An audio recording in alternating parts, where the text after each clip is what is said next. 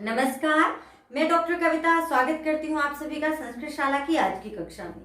और आज विषय शुरू करने से पहले आपके लिए एक पहेली। और पहेली है, ऐसी क्या चीज है या ऐसा क्या है जो कभी नहीं रुकता, कभी भी नहीं रुकता।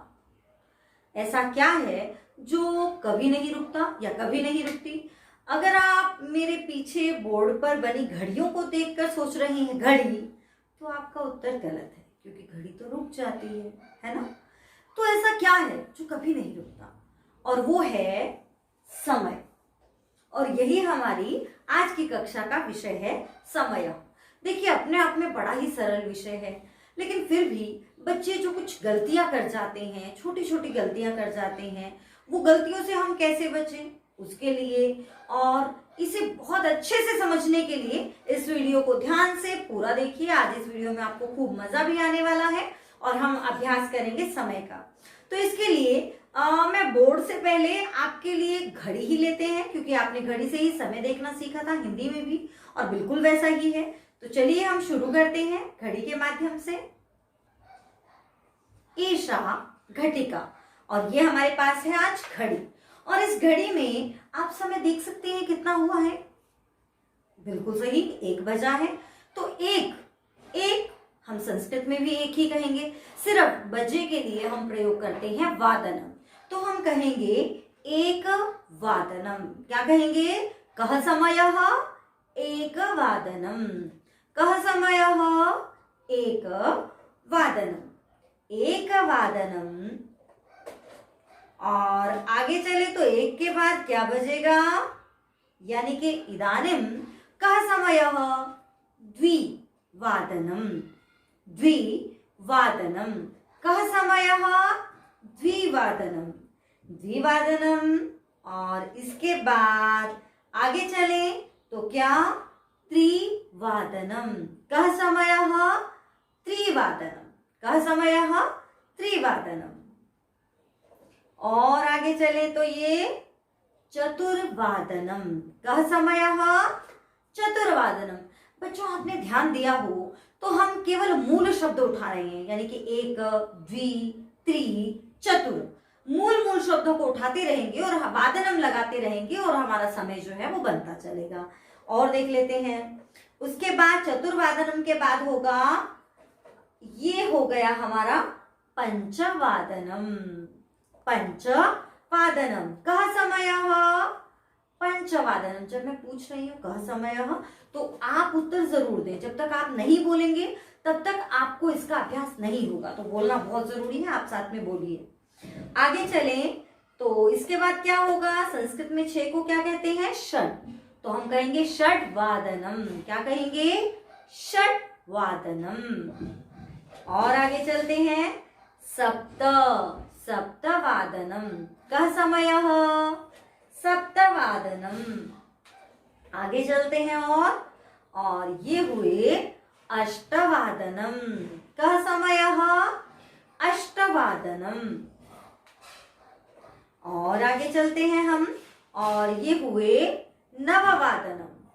कः समय नववादनम। आगे चलते हैं, और आगे कितने बजेंगे, कतिवादनम। कः समयः दशवादनम। कः समयः दशवादनम। और उसके बाद एकादशवादनम। कः समयः एकादशवादनम। एकादश यानी कि 10 और 1, हमारे देसी हिसाब में कहते हैं ना, 10 और 1 11, तो एकादश। एकादश वादनम। और आगे चले तो ये कितना हो गया, ये द्वादश वादनम। कः समयः द्वादश वादनम। तो ये हमने जाना घड़ी के माध्यम से, एक वादनम, द्विवादनम, त्रिवादनम। अब ये लिखित में भी तो आपको स्वरूप इनका ध्यान में होना चाहिए। तो इसके लिए एक टूल की सहायता से एक बार रिवाइज करते हैं, अभ्यास करते हैं। और उससे पहले, टूल से भी पहले हम एक बार इनका लिखित रूप जान लेते हैं। यहां आप देख रहे हैं मैंने लिखा हुआ है एक वादनम। एक वादनम, मैंने केवल एक लिखा और साथ में जोड़ दिया वादनम। एक एकवादनम, द्विवादनम, द्विवादनम, त्रिवादनम, चतुर्वादनम, पंचवादनम, षड्वादनम, सप्तवादनम। आप मेरे उच्चारण की तरफ भी विशेष ध्यान रखिएगा, क्योंकि इसमें उच्चारण का बड़ा महत्व है। ये षड नहीं है, ड आधा है। षड्वादनम, सप्त अ है यहाँ पर, तो सप्तवादनम नहीं, सप्तवादनम, अष्टवादनम, नववादनम, दशवादनम, एकादशवादनम, द्वादशवादनम। एक बार स्पीड से कर लेते हैं। एकवादनम, द्विवादनम, त्रिवादनम, चतुर्वादनम, पंचवादनम, षड्वादनम, सप्तवादनम, अष्टवादनम, नववादनम, दशवादनम, एकादशवादनम, द्वादशवादनम। ये हमने एग्जैक्ट पूरा जब 1 घंटा होता है उसे जाना, लेकिन घड़ी में हम बहुत सारे शब्दों का प्रयोग करते हैं, जैसे 12:15, 12:30, 11:45, 5 मिनट ज्यादा, 10 मिनट ज्यादा, 5 मिनट कम, 10 मिनट कम। तो इनके लिए भी हम एक बार घड़ी की व्यवस्था को जान लेते हैं। तो चलिए जानते हैं घड़ी की व्यवस्था को। आपको सामने ये मैंने घड़ी बनाई हुई है, दिखाई दे रही है।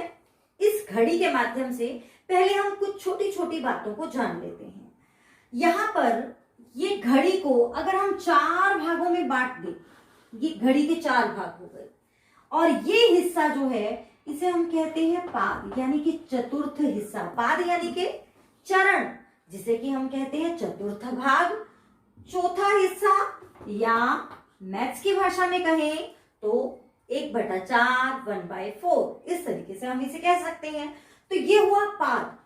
और जब हमें कहना है सवा, तो मतलब एक पाद और ज्यादा है, तो हम कहेंगे, ये मैंने पहले से लिख के रखा है, सपाद, यानी कि पाद के सहित, यानी कि चौथे भाग के साथ।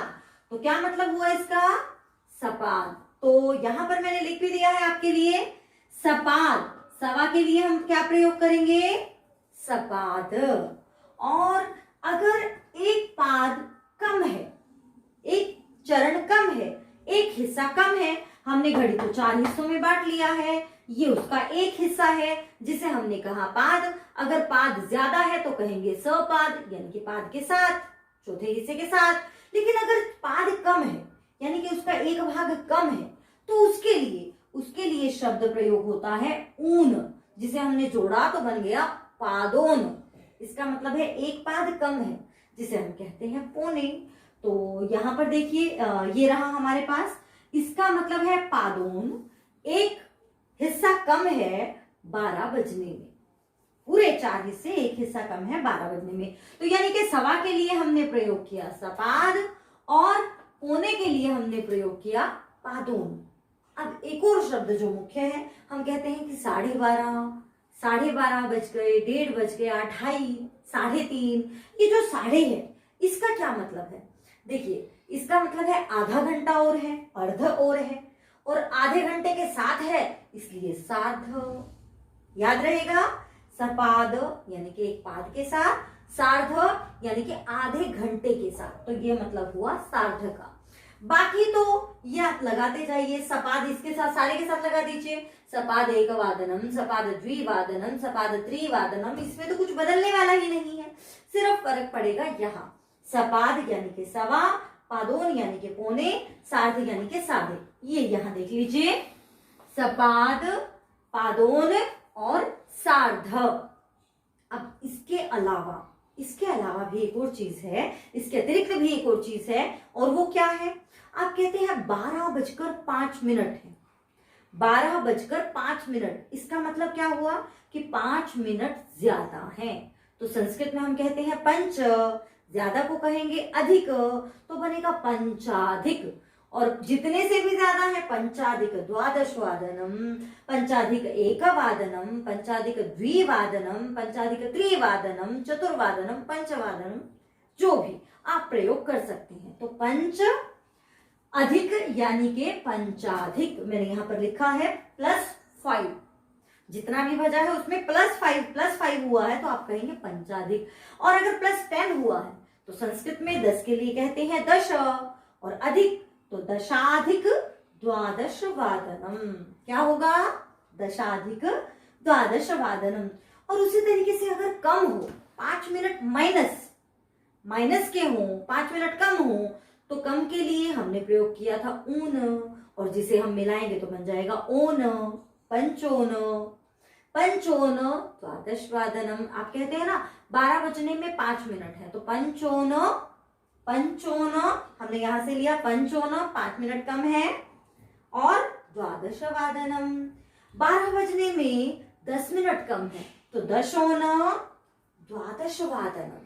सिर्फ हमें याद रखना है अधिक ऊन, सपाद सार्थ, पादोन। तो मुझे लगता है आपको विषय अच्छे से स्पष्ट हो गया होगा।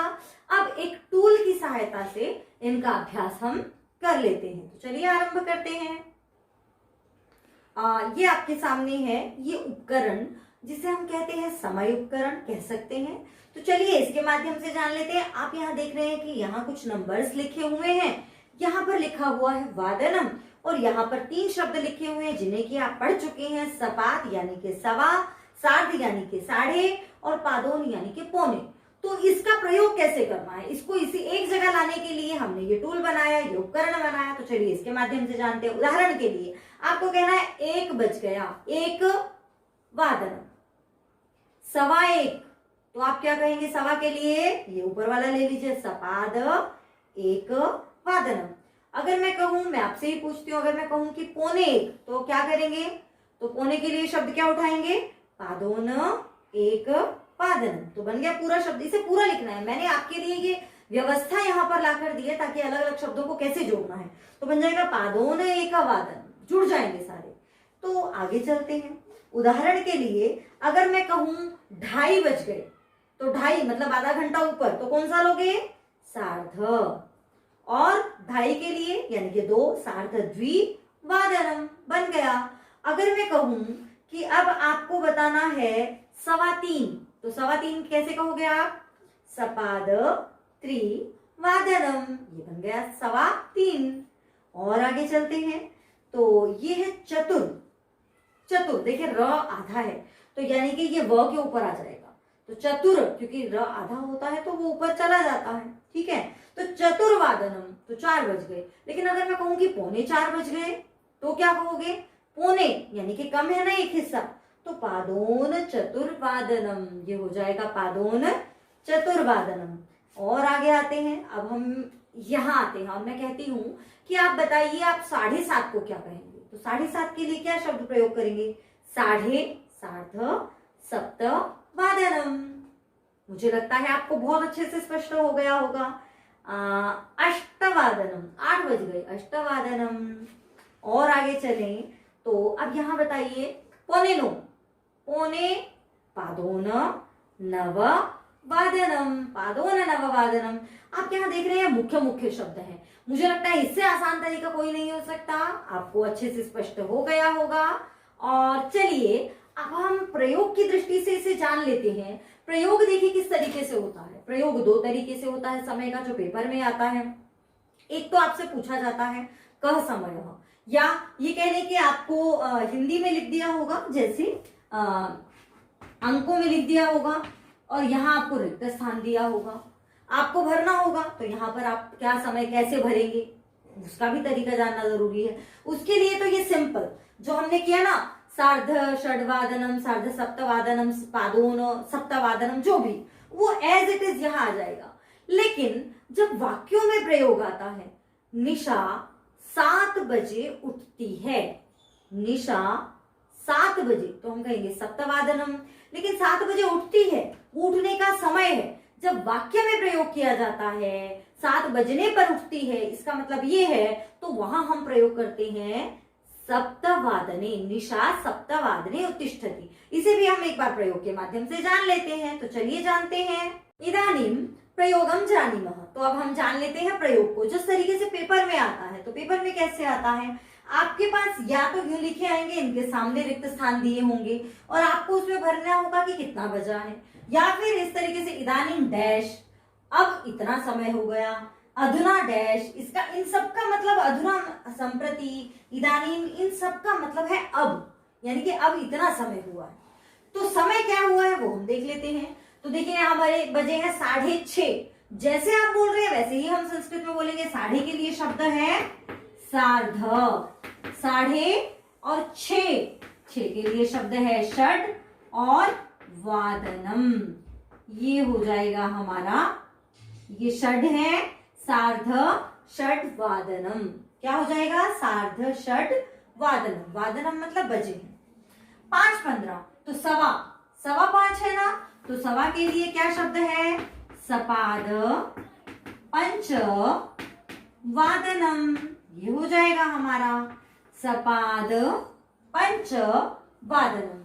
5:15 बजे है। अब इसे देख लेते हैं। यहां बताइए जरा क्या है? आप कहेंगे पादोन है, क्योंकि पाद कम है, तो पादोन द्विवादनम। क्या ऐसा? अगर ऐसा सोच रहे हैं आप तो गलत है। यहाँ ये तो हमें 2 दिखाई दे रहा है, लेकिन वास्तव में ये पौने किसमें है? आप कहेंगे इसे क्या 2.25 तो नहीं कहेंगे ना? आप क्या कहेंगे? आप कहेंगे ये 2.25। तो 2.25 तो मतलब हमें 3 लिखना है। तो पौने के लिए क्या शब्द आया था? पादोन, और 3 के लिए त्रिवादनम। पादोन त्रिवादनम। ये हो जाएगा हमारा पादोन त्रिवादनम। आगे देखते हैं। बिल्कुल सिंपल, कुछ है ही नहीं आगे। तो चतुर, ये हमारा मूल शब्द आया चतुर, और ये हो गया वादनम। और र जो कि आधा था वो आगे के ऊपर आ जाएगा, तो बन जाएगा चतुर्वादनम। अब देखिए ये तो हुआ बेटा एक तरीका। दूसरा एक और तरीका है जिस तरीके से हमारे पास पेपर में आता है, निशा 7 बजे उठती है। इसका मतलब है कि निशा 7 बजने पर उठती है, और मे पर में सप्तमी।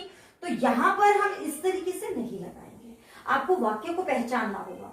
इदानीम, अधुना, संप्रति, अधुना ऐसा कोई शब्द है, यानी कि अब इतने बजे हैं, तो आप समय ये लिखेंगे। लेकिन अगर ये कहा गया है कि इतने बजे ये काम करती है, उतने बजे वो करती है, खेलती है, खाती है, पीती है, ऐसे अगर वाक्य आते हैं, तो आपको वहां क्या करना होगा? आपको करना होगा सप्त। देखिए ये तो हो गया आपका सप्त, 7 मतलब सप्त, और वाद न, लेकिन वाद ने हो जाएगा क्योंकि 7 बजने पर, मे पर सप्तमी। तो यहां हो जाएगा सप्तवादने उत्तिष्ठति। और आगे चले तो अब ये बताइए, तो ये है सार्ध अष्ट वादने, क्योंकि मोहन 8:30 बजे विद्यालय जाता है। तो मोहन सार्ध, आप इसे अलग अलग करके भी लिख सकते हो और इकट्ठा भी लिख सकते हो। सार्धाष्ट वादने, इसे ऐसे इकट्ठा करके भी लिख सकते हो, और सार्ध बीच में हाइफन लगा के अष्टवादने लिखोगे तो भी सही है, वो आपके लिए और आसान रहेगा। बालकाः डैश क्रीडन्ति, बालकाः 4:15, सवा यानी के सपाद, और 4 यानी के चतुर, और वादने, ये बन जाएगा हमारा सपाद चतुर वादने। बालक 4:15 बजे खेलते हैं।